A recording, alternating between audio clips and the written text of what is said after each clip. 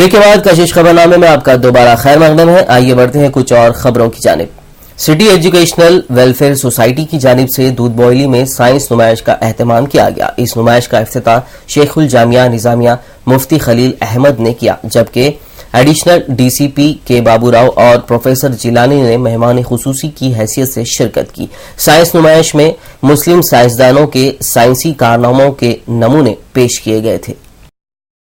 Quthbullapur drivers hall colony में एक सड़क हादसा पेश आया। इस हादसे में एक शख्स की मौत वाक़ई हो गई। महलूक शख्स की शनाख्त 25 साला दुर्गेश के तौर पर की गई है। तफसीलात के मुताबिक दुर्गेश अपनी मोटरसाइकिल पर जा रहा था कि रास्ते में टिप्पर लॉरी ने उसे पीछे से टक्कर मार दी। हादसे के फौरी बाद दुर्गेश बरसर मौका हलाक हो गया। मुकामी अवाम का कहना है कि हादसे के वक्त ड्राइवर नशे की हालत में था। अवाम का कहना है कि ये टिप्पर लॉरी रुकन असेंबली के श्रीसेलम गौड़ की है। हादसे के बाद अवाम ने रुकन असेंबली से राब्ते की कोशिश की मगर नाकाम रहे। अवाम ने पुलिस को भी लाश उठाने से रोकने की कोशिश की, लेकिन पुलिस ने हल्का लाठीचार्ज करते हुए अवाम को मुंतशिर कर दिया और लाश को गांधी अस्पताल मुंतकिल किया। पुलिस मामला की जांच कर रही है। जीवन ఎవరిది బండి ఎమ్మెల్యే శ్రీశైలం గౌడ్ ఎప్పటి నుంచి నడుస్తున్నారు మీరు నడిపిస్తున్నారు సంవత్సరం ఈ బండి 5 సంవత్సరాలు ఎక్కడ ఉంటారు మీరు చంద్రగిరిలో మీకు దెబ్బలు ఎట్లా జరిగినాయి साहब की गाड़ी है बोल के बोल रहे कौन बोल रहे हो ड्राइवर एमएलए साहब की गाड़ी है हाथ में लगाना छीना नहीं अच्छा శ్రీశైలం గౌడ్ బండి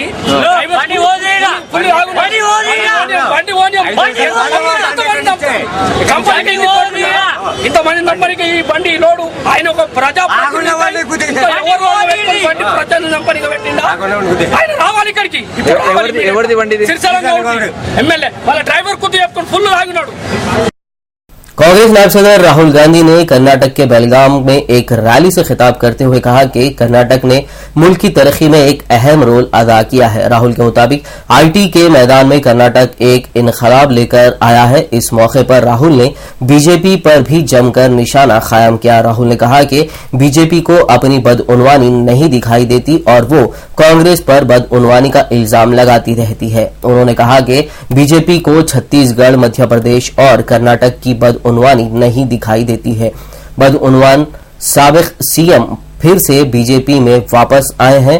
राहुल गांधी ने मोदी का नाम लिए बगैर उन पर निशाना लगाते हुए कहा कि आज बीजेपी के वजीर आला जिस आईटी के मोजिजात की बात करते हैं वो कांग्रेस ने कराया है। उन्होंने कहा कि पहले कंप्यूटर के खिलाफ यही पार्टी थी जो आज बात बात पर इसका जिक्र करती है। जब उनकी सरकार आती है तो फिर क्या होता है? अब इनके नेता पूरे हिंदुस्तान में घूम रहे हैं, भ्रष्टाचार के खिलाफ बात कर रहे हैं, कह रहे हैं कि भैया हिंदुस्तान से भ्रष्टाचार को मिटाना है। मगर उनको कर्नाटक में बीजेपी के नेता नहीं दिखाई देते। उनको यह बात नहीं दिखाई देती कि बीजेपी का मुख्यमंत्री भ्रष्टाचार के लिए जेल के अंदर गया। उनको यह बात नहीं दिखाई देती कि 16 मंत्रियों को इस्तीफा देना पड़ा। यह उनको दिखता नहीं है। बाकी प्रदेशों में, छत्तीसगढ़ में उनको भ्रष्टाचार नहीं दिखता, मध्य प्रदेश में नहीं दिखता, कर्नाटक में नहीं दिखा। कर्नाटक में आप लोगों ने बीजेपी की सरकार को उठा के बाहर फेंका भ्रष्टाचार के कारण, और उनके जो चीफ मिनिस्टर थे वो अब वापस बीजेपी में आ गए। मगर इनके नेताओं को यह बात नहीं दिखती। इनके नेताओं को सिर्फ भ्रष्टाचार कांग्रेस पार्टी के प्रदेशों में दिखता है और कहीं नहीं दिखता। इनके प्रदेशों में चोरी हो जाए, गुजरात में हो जाए, तो इनको नहीं दिखाई देता। सिर्फ जहां इनकी सरकारें नहीं है वहां इनको भ्रष्टाचार दिखाई देता है। आम आदमी पार्टी के सरबराह अरविंद केजरीवाल जुमे की रात नई दिल्ली के वजीर आला के मनसब से मुस्तफी हो गए हैं। उन्होंने फौरी तौर पर नए रियासती इंतखाबात कराने की तजवीज दी है। आम आदमी पार्टी के सरबराह केजरीवाल चाहते थे कि दिल्ली असेंबली में एंटी करप्शन से मुतालिक एक बिल जन लोकपाल बिल मंजूर किया जाए, ताहम दो बड़ी जमातों ने इस बिल की मंजूरी की राह में ये कहते हुए रुकावट खड़ी कर दी कि पहले वफाकी हुकूमत उसे मंजूर करे। इस नाकामी के बाद केजरीवाल ने अपने इस्तीफे का ऐलान करते हुए कहा था कि दिल्ली असेंबली तहलील कर दी जाना चाहिए और नए सिरे से इंतखाबात करवाए जाना चाहिए। केजरीवाल ने इल्जाम लगाया कि बदउनवान लोगों के खिलाफ कार्रवाई के डर से कांग्रेस और बीजेपी ने मिलकर ये बिल पेश नहीं करने दिया।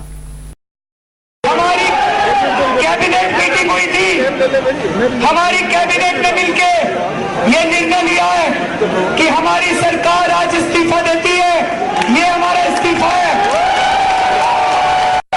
दिल्ली विधानसभा को बर्खास्त किया जाए और दिल्ली में तुरंत दोबारा चुनाव करवाए जाए। दिल्ली की आम आदमी पार्टी की हुकूमत के इस्तीफे के बाद दिल्ली में सियासी सरगर्मियां तेज हो गई हैं। कांग्रेस ने आम आदमी पार्टी की हुकूमत पर निशाना लगाते हुए कहा कि दिल्ली की आवाम ने जो जिम्मेदारी केजरीवाल हुकूमत को दी थी उसे उन्होंने नहीं अदा किया और जिम्मेदारी से भागना केजरीवाल की आदत है। कांग्रेस का कहना है कि फाइनेंशियल बिल पर कांग्रेस ने हुकूमत की हिमायत की थी। इस दरमियान आम आदमी पार्टी के लीडर आशुतोष का कहना है कि लेफ्टिनेंट गवर्नर के पास असेंबली को तहलील करने के अलावा कोई दूसरा रास्ता नहीं है। दिल्ली में अरविंद केजरीवाल के इस्तीफे के एक दिन बाद बीजेपी ने साफ कर दिया है कि उनके पास अस्करियत नहीं है, इसलिए वो हुकूमत नहीं बनाएंगे। बीजेपी लीडर हर्षवर्धन और विजय गोयल ने एक मुश्तरका प्रेस कॉन्फ्रेंस करते हुए कहा कि जन लोकपाल को आईनी तरीके से लाना मुमकिन था। इस्तीफे से केजरीवाल और आप का सच सामने आ गया है। हम 18 फरवरी को आप हुकूमत को बेनकाब कर देंगे। दरअसल 18 फरवरी को बीजेपी जंतर मंतर पर आपके खिलाफ धरना करने जा रही है।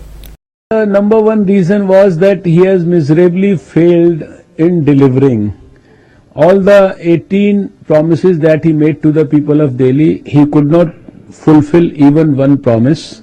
And he was finding it difficult to govern the city because of lack of experience. The only thing that he did was to spread anarchy all over, to abuse and literally insult the Constitution of India, to insult the Republic, to shield his corrupt, inefficient and uncultured ministers. And I think on top of it, probably his ambitions for the national politics forced him to betray the people of Delhi and run away like this yesterday. उधर lieutenant governor ने केजरीवाल के इस्तीफे का खत वजारत दाखिला और सदर जमहूरिया प्रणब मुखर्जी को भेज दिया है। साथ ही पूरे मामले पर अपनी रिपोर्ट भी वजारत दाखिला और सदर को भेज दी गई है। बताया जा रहा है कि लेफ्टिनेंट गवर्नर ने अपनी रिपोर्ट में पूरे वाक़े का जिक्र किया है और ये भी बताया है कि इस पूरे वाक़े के बाद दिल्ली असेंबली की क्या सूरत हाल है। अब वजारत दाखिला और सदर जमहूरिया प्रणब मुखर्जी के पास से जवाब आने के बाद ही ये तय होगा कि दिल्ली में सदर राज लगाया जाएगा या असेंबली तहलील करके इंतखाबात कराए जाएंगे। राष्ट्रीय जनता दल के सदर लालू प्रसाद यादव ने हफ्ते के रोज कहा कि आइंदा लोकसभा इंतखाबात में उनकी जमात सेक्युलर जमातों के साथ मिलकर मुल्क से फिरका परस्त ताकतों का सफाया कर देगी। यादव ने अपनी रिहाइशगाह पर मीडिया से बात करते हुए कहा कि आइंदा लोकसभा इंतखाबात के लिए वो सेक्युलर जमातों को एक प्लेटफॉर्म पर जमा करने के लिए शिद्दत से कोशा है और इस सिमत में पार्टी को मुस्बित इशारे भी मिल रहे हैं। उन्होंने मजीद कहा कि बिहार और मुल्क की आवाम इन फिरका परस्त ताकतों के नापाक अज़ाइम को कभी कामयाब नहीं होने देगी और उन्हें इंतखाबात में मुंह तोड़ जवाब दिया जाएगा। अमेरिका में ताज़ा बर्फानी तूफान के नतीजे में कम से कम 21 अफराद हलाक हो गए हैं। गुज़िश्ता रोज हुकाम ने बताया कि इस तूफान की वजह से लाखों अफराद बिजली से भी महरूम हो चुके हैं। बहरियाए औकियानूस के साहिली इलाकों से होता हुआ ये तूफान अब मुल्क के शुमाल की तरफ बढ़ रहा है। इस कुदरती आफत से ज्यादातर तबाही जॉर्जिया और जनूबी कैरोलिना में हुई है। शदीद मौसम की वजह से जहां जमीनी रास्ते बंद हो गए हैं, वहीं बिलखुसूस मशरक़ी साहिली इलाकों में परवाजें भी शदीद मुतासिर हुई हैं। महकमा मौसमियात ने खबरदार किया है कि आइंदा दिनों में मजीद बर्फबारी का खदशा है। शाम में क़याम अमन की कोशिशों के सिलसिले में जनेवा में होने वाले अमन मुज़ाकरात बदस्तूर तातुल का शिकार हैं। खबर है कि ये कोशिश मुकम्मल तौर पर नाकाम हो सकती है। अक़वाम मुत्तहिदा ने जुमे की रात ऐलान किया कि आलमी मंदूब बराए शाम अल खिजर ब्राहिमी ने शाम तनाज़े के फरीकीन को एक हतमी मुलाकात के लिए मदऊ किया है। शामी नायब वजीर खारजा फैसल ने जुमे के दिन ब्राहिमी से मुलाकात के बाद कहा था कि मुज़ाकरात के इस दौर में कोई पेशरफ्त नहीं हो सकी है, जबकि शामी अपोजिशन ने इसके लिए दमिश्क हुकूमत को जिम्मेदार करार दिया है। पेंटागन ने कहा है कि अफगानिस्तान में तैनात अमेरिकी फौजी रिहा किए जाने वाले 65 अफगान कैदियों को निशाना नहीं बनाएंगे। ताहम अमेरिकी फौज ने खबरदार किया है कि अगर इनमें से कोई तशद्दुद की तरफ लौटता है तो इसका जिम्मेदार वो खुद होगा। गुज़िश्ता रोज पेंटागन के एक तर्जुमान ने वाज़ेह किया कि रिहाई पाने वाले इन कैदियों को दानिश्ता तौर पर हदफ नहीं बनाया जाएगा। ताहम अगर उन्होंने हथियार उठाए तो वो एक जायज निशाना होंगे। याद रहे कि जुमेरात के दिन अफगान अदलिया ने इन कैदियों को आजाद करने का हुक्म दिया था, जिस पर वाशिंगटन हुकूमत ने शदीद तनकीद का इजहार किया था। ताहम करजाई ने अमेरिकी तनकीद को मुस्तरद कर दिया था। नाज़रीन, आखिर में एक और नजर सुर्खियों पर।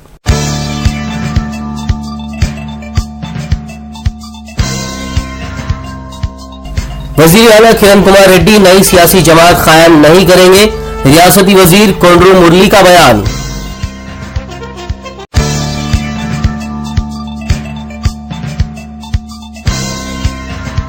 वजीर आला के इस्तीफे से किसी को कोई फायदा नहीं होगा। रियासती वजीर माल रघुवीरा रेड्डी ने दिया बयान।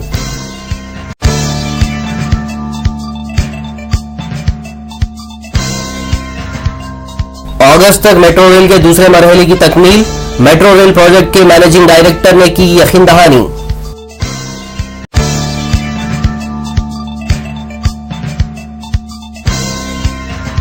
कर्नाटक में राहुल ने बीजेपी को बनाया निशाना, कहा बीजेपी को नहीं दिखती उनके वुज़रा की बदउनवानियां।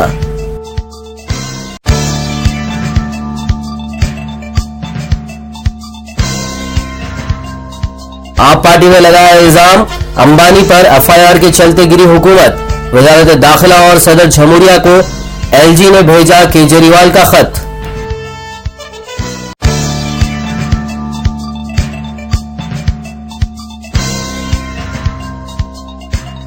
अमेरिका में बर्फानी तूफान के नतीजे में 21 अफराद हलाक, निजाम जिंदगी मफलूज, मजीद बर्फबारी का खदशा।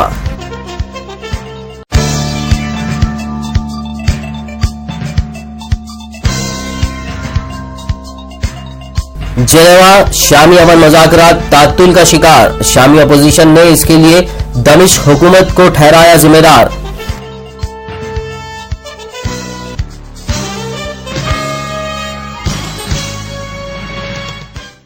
नाज़रीन, इसी के साथ कशिश खबरनामा इख्तिताम को पहुंचा। मिलते हैं अगले खबरनामे में, तब तक के लिए देखते रहिए उर्दू टीवी। अल्लाह हाफ़िज़।